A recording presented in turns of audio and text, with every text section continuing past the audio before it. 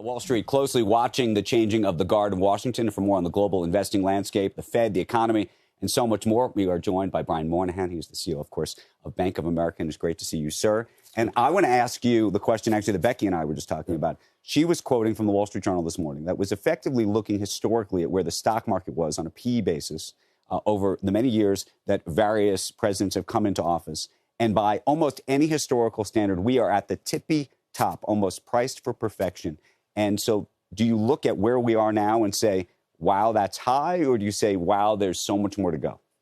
Well, our team, our research team, thinks there's room to go this year. They predict the market to go up, not as much as last year. And the unusual thing is you had a couple years in a row of very strong growth, but that was coming off a couple years of very unusual time. So I think as you look at it, it's if you think about the presidential measurement of when you take office to when you end, I think that's always unfair to presidents because at the end of the day, stuff intervenes. The question is, what do they do fundamentally in policies that set up oftentimes the next administration, just because it takes a while for this stuff to get through. So I really don't think that's the way to measure the success of an administration. So what are the top 2 or 3 things that you're looking at in terms of what this administration is going to do, frankly, over the next couple of weeks that are going to impact you and your clients? So I believe that that if you look at the key thing for businesses generally, including the financial services and the banking business, it's the regulation question. So if you look at our small business survey that we just came out with, if you go back a month or 2 or 3 or 6 months, it was all about inflation.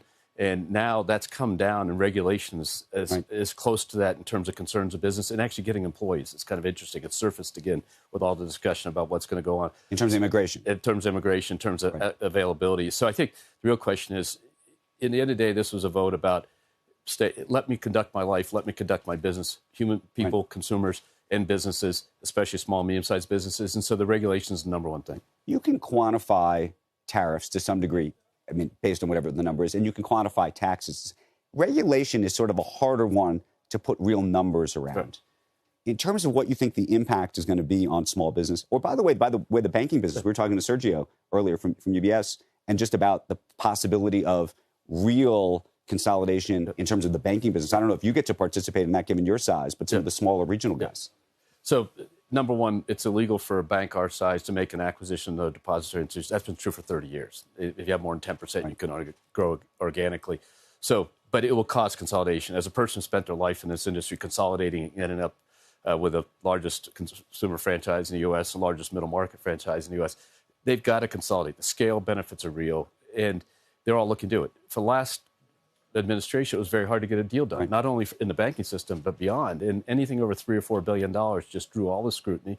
And not everybody has the staying power to wait 2 years to get a deal through. And so I think that stuff will happen. From our investment banking teams, they're out there turning it. Super excited about it, the possibility. So I think you'll see it around the How sacrilegious, though, is it to merge up some of the smaller community banks, right? There's sort of 2 issues. One, just people feeling like a small community bank matters to their community.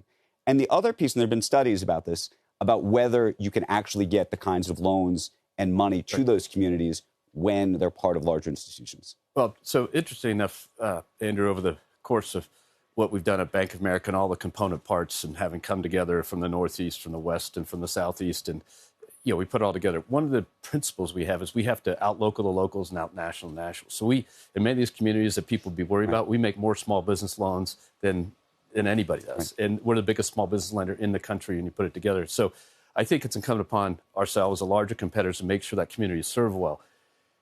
There will probably always be, just like there's a local apothecary or drugstore and a CVS, or like a local diner and McDonald's, or like a local pizza parlor and Domino's. It'll always be that way. Except that oftentimes the local apothecary goes out of business. Well, right? I mean, that's the issue. I go to the local hardware store. There's a Home Depot down the road. So the idea is the business model. But I think that the purpose, this administration's viewpoint, will let the business model, let the things, because the service levels, the appeal of a community banking system, it'll still be there. I guarantee there's still 4,000 banks. So it's not like there's considering the disaggregation in this industry. Let me ask you a separate question, and Becky's got one back in Washington, but on crypto. We just had Brian Armstrong sitting in the seat that you were in.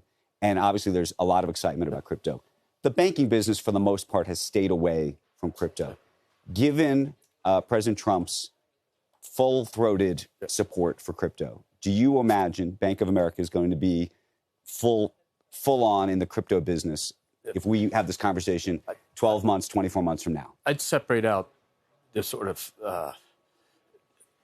crypto versus stable assets and digital movement of money, because we already move the vast majority of our money digitally. Our consumers do, our companies do. And so the question is, what's the business practice that you have to move another type of currency? So if the rules come in and make it a real thing that you can actually do business with, you will find that the banking system will come in hard on the transactional side of it, non-anonymous, transactional, verified, et cetera, because we have to, because it's just another way our customers are going to. The other thing we were talking about was the possibility that Bitcoin and some of these cryptocurrencies actually are a threat to the U.S. dollar. Scott Bessent's talked about needing the U.S. dollar to be super powerful. Yeah. Is it a threat? I think there's a whole bunch of dynamics about all the trade and all the consumption of the U.S. consumer and all the stuff that goes on. But I think we do need a strong U.S. dollar. We need a U.S. dollar to be reserve currency. It's good for our country. But what I'm saying is, if you go down the street here and you go in and buy lunch, if you can pay with Visa, MasterCard, a debit card, Apple Pay, et cetera, this will just be another form of payment in an instantaneous cash transfer. And so I think if it becomes regulatory okay, which it wasn't before, and that's one of the issues, you'll see the banking system enter with. We have hundreds of patents on blockchain already. We know how to enter the field.